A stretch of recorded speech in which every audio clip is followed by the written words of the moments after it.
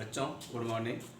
आज विषय जीव विज्ञान में हम देखेंगे पाचन तंत्र से संबंधित कुछ ग्रंथों के बारे में, जिसमें से मैंने एक पढ़ा था पहले लार ग्रंथ के बारे में। आज हम पढ़ेंगे यकृत के बारे में। यकृत यह जो है हमारे शरीर का एक बड़ा हिस्सा होता है जो कि पाचन में सहायक होता है, क्योंकि यहाँ से निकलता है पाचक रस। लेकिन जो पाचक रस है यह पूर्णतया पाचक रस तो नहीं होता है, लेकिन यह इनसे जो स्रावित रस होता है उसे कहते हैं पित्त रस, जो कि पित्त में जमा होता है और यह केवल भोजन के माध्यम को क्षारीय बनाने में सहायता करता है। ठीक, सबसे जानते हैं जो हमारा यकृत है यानी कि लीवर जिसको कहते हैं, यह एक ग्रंथि है जो कि सबसे बड़ी ग्रंथि होती है, मानव शरीर की सबसे बड़ी ग्रंथि है। ठीक है, और जो कि लगभग भार में अगर देखा जाएगा तो इसका जो भार है वह 1.5 किलोग्राम तक होता है। ठीक है, और अगर देखते हैं इसके पोजीशन के बारे में तो हम ये पाते हैं कि जो आपका वक्ष गुहा और उदर गुहा का बीच का भाग होता है उसको कहते हैं डायाफ्राम। ठीक है ना, तो मोस्टली कह सकते हैं कि उदर गुहा में रहता है, उदर गुहा में होगा और डायाफ्राम के नीचे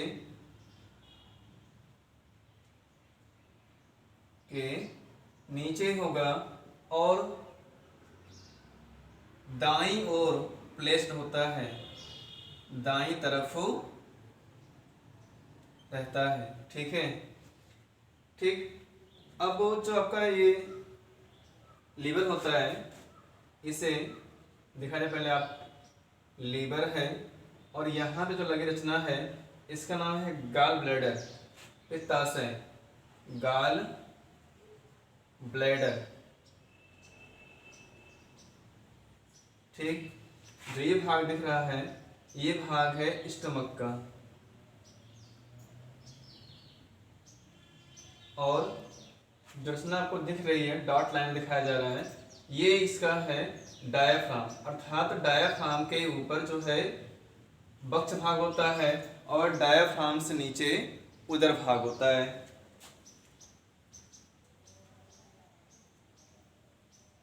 डायाफ्राम। ठीक है, और जो आपको यहाँ पे दिख रही रचना है थोड़ा सा जो घूमी हुई है कैपिटल सी जैसे दिख रही रचना है, इसका नाम होता है डिओडेनम। डिओडेनम।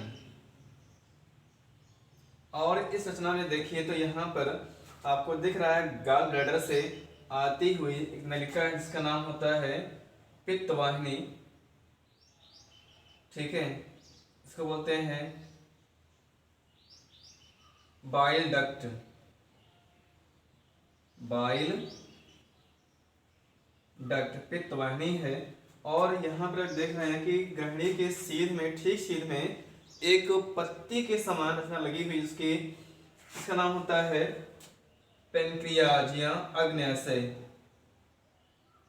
इसे कहते हैं पेनक्रियाज। ठीक है, पेनक्रियाज कहते हैं अग्न्याशय, और जो कि एक टाइप की यह मिक्स ग्लैंड होती है, इसमें बाह्य स्रावी और अंतःस्रावी भाग दोनों होते हैं। और इसके बाद हमने देखा कि इसका जो है ये जो रचना है यह हमारे शरीर की सबसे बड़ी ग्रंथि होती है। ठीक है, और इसका जो पूरा पार्ट है यह 3 भाग में बटी होती है। जो लीवर है यह 3 पार्टीशंस में डिवाइड होती है। ठीक, तो जो बने होते हैं पार्टीशंस हम कहते हैं पाली या पिंड कहते हैं, और इसमें अनेकों बहुभुजीय पिंडक लगे होते हैं जिन्हें हम ग्लीसन्स कैप्सूल कहते हैं। इसमें जो है 3 पाली में बटा होता है, 3 पाली में बटा होता है, और इन पालियों में प्रत्येक पाली में ठीक अनेकों बहुभुजी पिंडक होते हैं।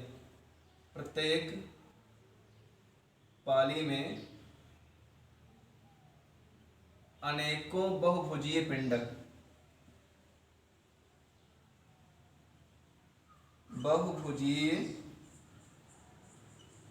होते हैं, जो कि जिन्हें कहते हैं हम ग्लीसन्स संपुट कहते हैं, जिन्हें हम ग्लीसन्स संपुट कहते हैं। ठीक है। और इन्हीं संपुटों में से ही पित्त रस का स्राव होता है। यहाँ पे क्या बनता है?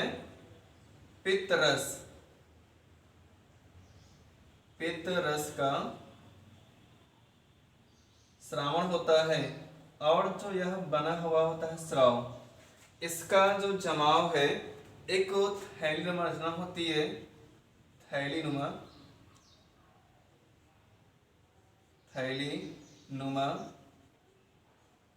रचना है, जिसका नाम होता है पित्ताशय। तो पित्ताशय में जो है आपका पित्त रस आकर के जमा होता है। ठीक है।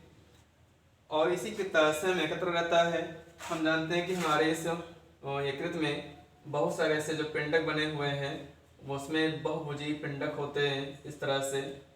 ठीक। और बहुत से ऐसे लगे हुए संख्याओं में अनेकों होते हैं, जिनकी कोई गणना नहीं हो सकती है। तो इन पिंडकों में जो स्राव निकलता है, वह स्राव क्या होता है? पित्त रस होता है। और पित्त रस आकर के इसी पित्ताशय में जमा होता है। यहाँ पे जमा रहता है पित्त रस। ठीक है। इसको कहते हैं पित्ताशय। पित्त की थैली होती है और इसी में जमा रहता है। तो जो जमा हुआ सिर्फ रहता है पदार्थ, उसमें जल भी है और अधिकांशतः इसमें पित्त वर्णक होते हैं। क्या मिलते हैं? पित्त वर्णक, जैसे कि बिलिरुबिन, बिलिवर्डिन, फाइकोबिलेंस आदि इसमें होते हैं। और यह जो दिखाया जा रहा है कि रचना होती है, इसका हमारे लाइफ में या हमारे मानव शरीर में इसका क्या होता है रोल, इसमें देखते हैं।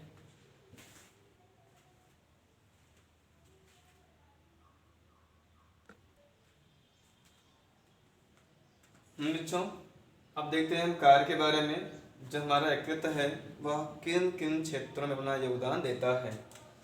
सबसे पहले इसमें है पित्त रस का श्रावण। पित्त रस का श्रावण करता है। दूसरा है हिपैरिन का निर्माण करना। हिपैरिन का निर्माण हम जानते हैं, पढ़ा भी था हमने पहले की कक्षाओं में। हिपैरिन जो होता है एक प्रकार का होता है एंटी कोआगुलेंट होता है, जो कि आपके ब्लड वेसल्स में ही रहता है, ब्लड साथ साथ बहता रहता है। और जहाँ पर हिपैरिन जो होता है, यह काम करता है कि आपके ऑक्सीजन मॉलिक्यूल जो कि ब्लड में घुली होती है, उससे आपकी जो आरबीसी है वह क्लम्पिंग न कर ले, क्लॉटिंग ना हो जाए। तो यह जो है एंटी कोआगुलेंट का काम करता है, अर्थात ब्लड को ब्लड वेसल्स में जमने से रोकता है। ठीक। दूसरा टॉपिक है आपका कार्य है ग्लाइकोजन का निर्माण। ग्लाइकोजन का निर्माण करना। जो भी हम फूड लेते हैं, भोजन हमारे पास आता है और उसमें जब उनका डाइजेशन हो जाता है, तो डाइजेशन के पश्चात जो भी आपके कार्बोहाइड्रेट या प्रोटीन्स, विटामिन्स जो भी हम ले होते हैं, तो मोस्टली हम देखते हैं कि कार्बोहाइड्रेट का, ठीक है, कार्बोहाइड्रेट का जो सबसे सरलतम टूटा हुआ अणु होता है वह होता है ग्लूकोज। क्या है? ग्लूकोज, जो कि आसानी से आपकी कोशिका झिल्ली में एब्जॉर्ब हो जाता है। और यही जो ग्लूकोज है जब ब्लड के माध्यम से पहुंचता है लीवर सेल्स के पास में, तो ग्लूकोज का होता है कन्वर्जन किसमें? ग्लाइकोजन में। तो जो ग्लाइकोजन है यही आपके बॉडी की संचित खाद्य पदार्थ होती है। ठीक है। जो संचित भोज्य पदार्थ है, स्टोर्ड फूड होता है, वह किसी रूप में रहता है? In the form of glycogen. ठीक है, आइए आगे देखते हैं। नेक्स्ट है वसा का संश्लेषण। वसा का संश्लेषण का भी जो कार्य है हमारा पित्त रस जो है वह करता है, ठीक है। और इसके अलावा नहीं, यहाँ पे जब वसा का संश्लेषण होता है इसके लिए भी आपकी लीवर सेल्स ही काम करती है, ठीक है। इसके बाद हमारा नेक्स्ट है कार्य में पित्त वर्णक का उत्सर्जन।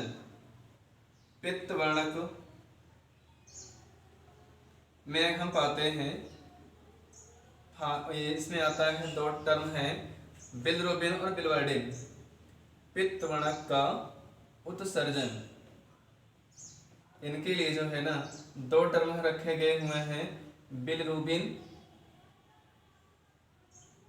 बिलिरुबिन और दूसरा है बिलिवर्डिन।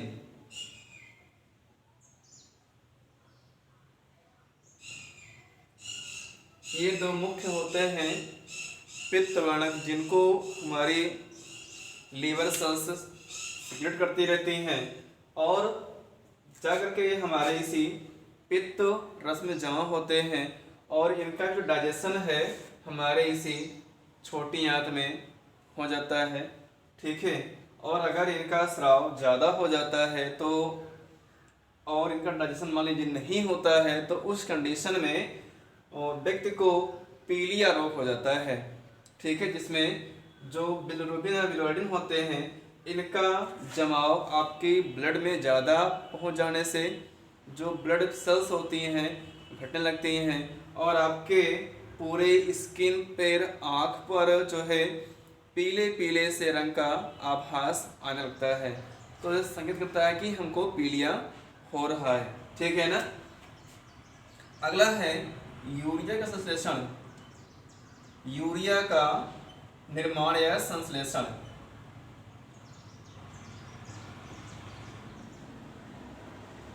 लीवर सेल्स जो होती है ना, लीवर सेल्स में ही मोस्टली डाइजेस्ट किया हुआ जो भी पहुंचता है अमीनो एसिड, ठीक है। तो उसमें आपका मिला होता है NH2 समूह होता है। तो यहाँ पर हम देखते हैं NH2 CO NH2 ये दिखाता है यूरिया का, ठीक। तो जो बनी होती है यूरिया यह जो है आपके इन्हीं लीवर सेल्स में ही बनती है, ठीक है।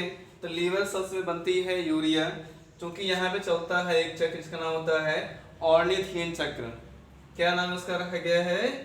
ऑर्निथीन चक्र। तो इसी के ही द्वारा जो है बनता है यूरिया, ठीक। आइए आगे देखते हैं। नेक्स्ट है रुधिर का थक्का। रुधिर का थक्का जमना। रुधिर का थक्का जमना जैसे कि यहाँ पर आप जानते हैं ब्लड में ब्लड क्लॉटिंग फैक्टर होते हैं, ठीक है। तो ब्लड क्लॉटिंग फैक्टर जो है जैसे प्रोथ्रोम्बिनेज, ठीक, और थर्मोप्लास्टिन, इनके निर्माण के लिए भी आपका लीवर सेल्स ही कार्य करता है। तो बच्चों ये था आपका टॉपिक यकृत, जिसको आपने पढ़ लिया है। इसके बाद आप आगे पढ़ेंगे नेक्स्ट वीडियो में। तब तक धन्यवाद।